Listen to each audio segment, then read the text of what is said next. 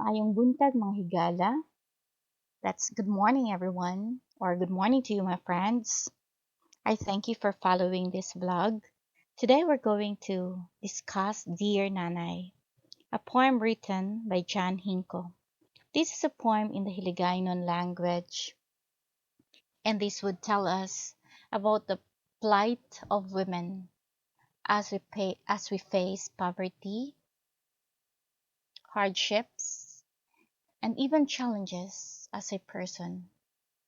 But of course, we would know when we are poor, there are a lot of things that are easier said than done. So today, Dear Nanay will show us some more of the not so good side of life.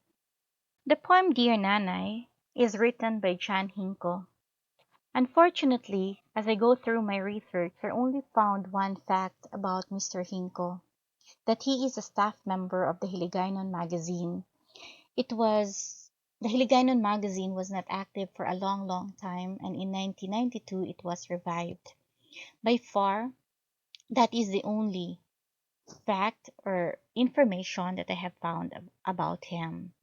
Rest be assured, though, that I would continue to get to know Sir John Hinko through the researches that I am making, and if I happen to find some more information about him, I would certainly update you. Of course, it is very good and overwhelming to know our local writers. But as I've mentioned earlier, we don't have much of a written information about him. So we'll just continue with the discussion of the poetry. The poem Dear Nanay is written in Hiligaynon. I will read it to you and I will try to explain based on my understanding. Also, I would translate it loosely to English language so that listeners who are not Hiligaynon would also understand it. So here it goes. Dear Nanay, kumusta ron tinyo?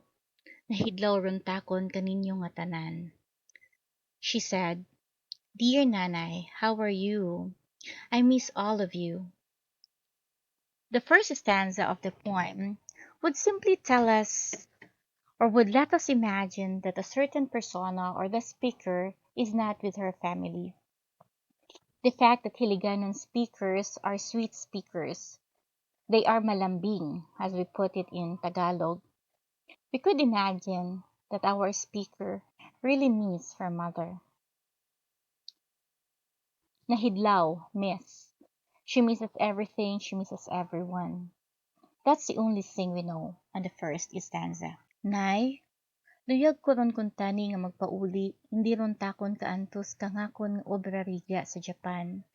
Kuon ka recruitment agency, cultural dancer kuno ang obra namo rigya. She said, Nay, I want to go home.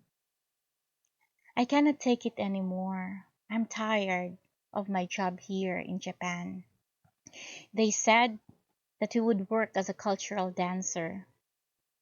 But why is Inday, or why is the speaker telling us that it was kuno, daw? We were told that our job will be, or we will be a cultural dancer. Isn't she a cultural dancer? Have you seen a cultural dancer? Of course, every one of us have seen cultural dancers. They would tell us that these people are dancing, showing the rich culture of the different places. But then going back to the poem, luyag ko ron kung tani magpauli, hindi ron takon kaantos. I want to go home. I cannot take this anymore. Why is she saying that? What is with Inday? What is with the job? Is the job so hard that you cannot take it anymore? What would a person have to go through for her to say she cannot take it anymore? And why did she emphasize that they were told that they will work as a cultural dancer? Are they not cultural dancers? Mura diya nagapa 4 kilo, tamon riyag regya, hamon mura na nay, tat ki isa, mayad ti mura. Oh, now we know. The speaker is telling us Mura diya nagapa per kilo, as if we are selling ourselves per kilo. Nay, can you imagine that, Nay? We are selling ourselves as if we are meat. We are sold by kilo. When we are told they are sold by kilo, what does it mean? If say a pig is sold per kilo, a meat is sold per kilo, it will tell us that we're talking about lean meat, about body fat. We know that our speaker is working as someone now because we are told that they are sold per kilo. Now we know that we can imagine they, as human beings, are sold per kilo. In the Cebuano language, or even I think in the Hiligaynon language, it is demeaning to be told that you are selling yourself, you are selling your body per kilo. It is telling you that you are lower than the animals. Among us, would really wish that someone would sell their bodies per kilo. So this is what Inday was telling us in the previous stanza. That's why she cannot take it anymore. She was promised by the recruitment agency that they will work as a cultural dancer, but when they arrived in Japan, they are working as a prostitute.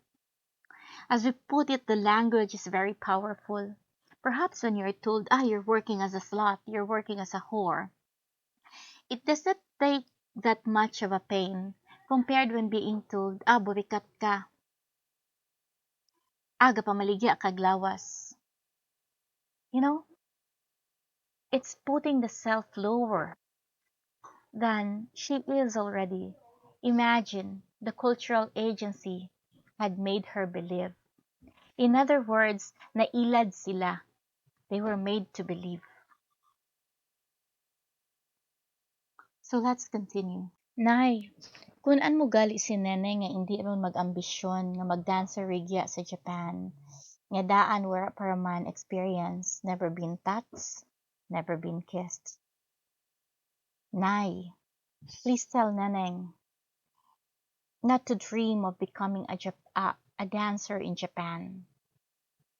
She doesn't have any experience. She was never touched. She was never kissed. This stanza rather, would tell us that Naneng is very innocent.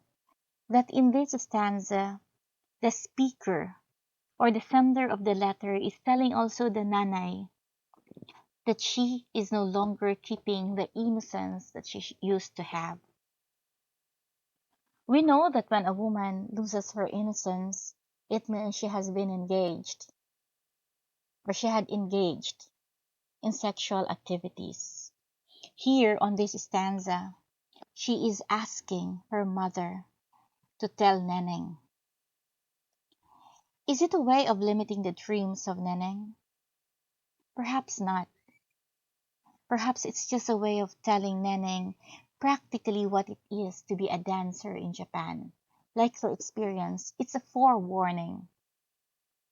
It's not telling Neneng not to dream, but it was specific not to be a dancer. Perhaps not just in Japan or in any other places. It's a way of telling Neneng that there is a way of trimming, but then she has to be careful. And then let's continue. Nay, kun-an mo dulang ta nga magtanom kamote kag alubati kag magsagod kag idik. Nay, please tell Nanay. Tell her to plant kamote, to plant alugbati, and to care or to take care of the pigs or the piglets. So somehow it's telling us, or it's telling Nanay to learn the ways of the earth, to plant, to be there. Sometimes you would say, like in the Philippines, it's not so easy to be a farmer, but what job is easy? With her, perhaps, in my point of view, she is telling her sister, there is a way of enriching your life. You just have to enrich what you have in there. You just have to take care. You have to nurture what you already have around you. You don't have to go to other places, especially if you are not certain of what is awaiting you. Just like what happened to her. Nailad manggod siya. No kay gipatuo siya sa agency nga cultural dancer siya. But pag abot niya di adto, she knew or she had learned, nahibalaan niya that she isn't working as a cultural dancer. Instead, she was forced to sell her body. This poem actually reminds me of the novel Miss Thailand, a memoir of a prostitute. The novel will tell us that the prostitute, Boo, her name is Boo, or Bao, Bao, she doesn't really want to make her mother know of her current life. She does not want to make her mother know that she is a prostitute. Perhaps this is also the feeling of Inday. She doesn't want to make her mother know that she is a prostitute. But then, if we go back to our first stanza, we were told, Nay, I already miss all of you. I cannot take this life anymore. There is no one to tell to in that strange city. There is no one who could listen to her woo. There is no one to tell her everything's gonna be alright. In reality, who else is going to listen to our pains with both ears? Isn't it our parents? In the case of our speaker here, perhaps yes, she doesn't want her mother to know. But again, who else is going to listen? The same with the novel that I was telling you about, the Miss Thailand. She doesn't want to tell the mother, but in the end, at the back of her mind, she knows her mother has an idea. But since the mother here in the letter is just the recipient, the audience, we don't actually know what the mother feels.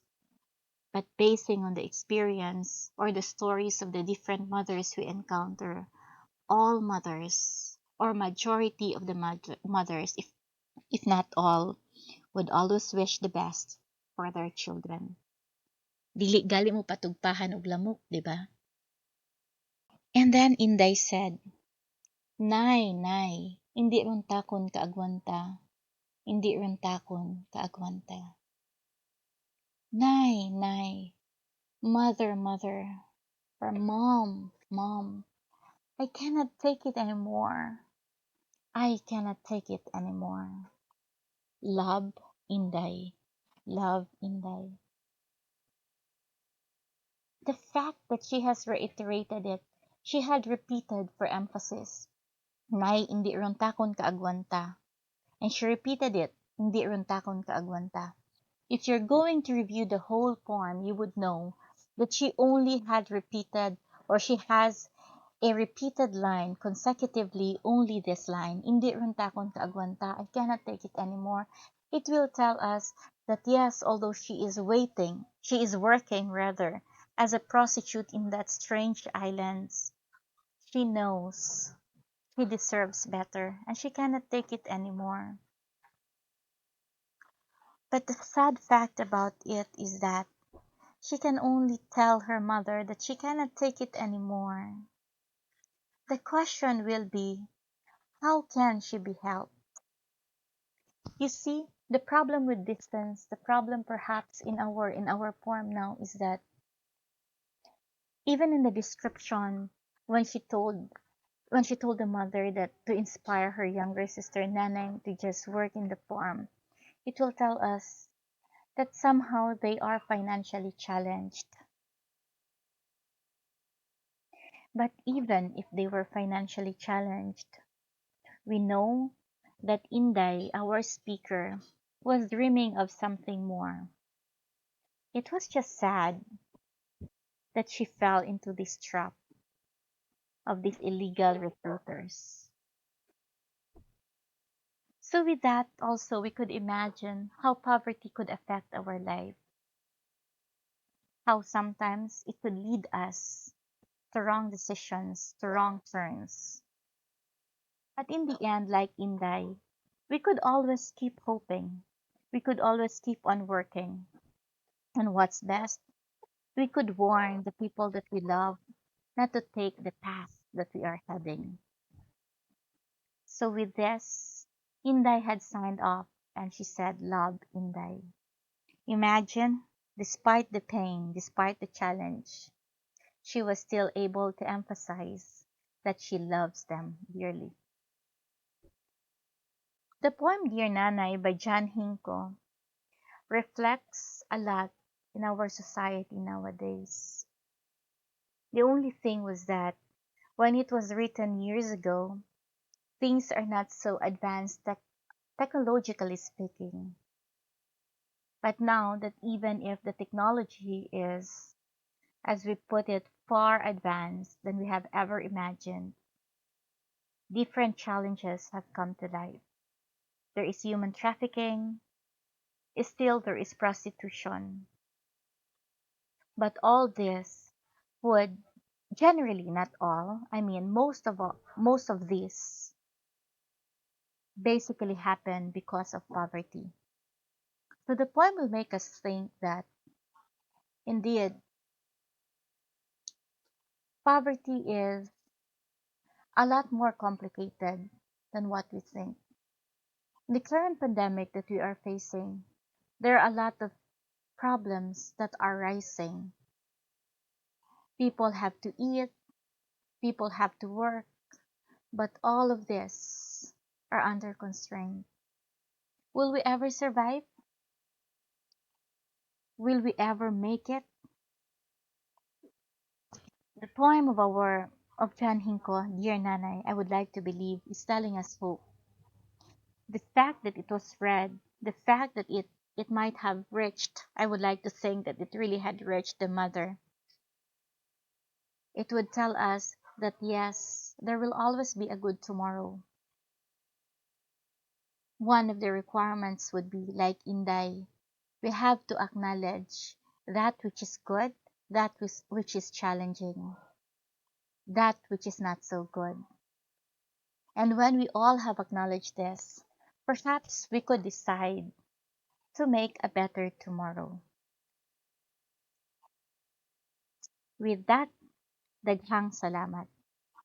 I hope you have enjoyed our poem and at the same time, you were able to get something that might be of use to you. I would really love to hear from you. So please click the like and subscribe. Until the next video. Thank you.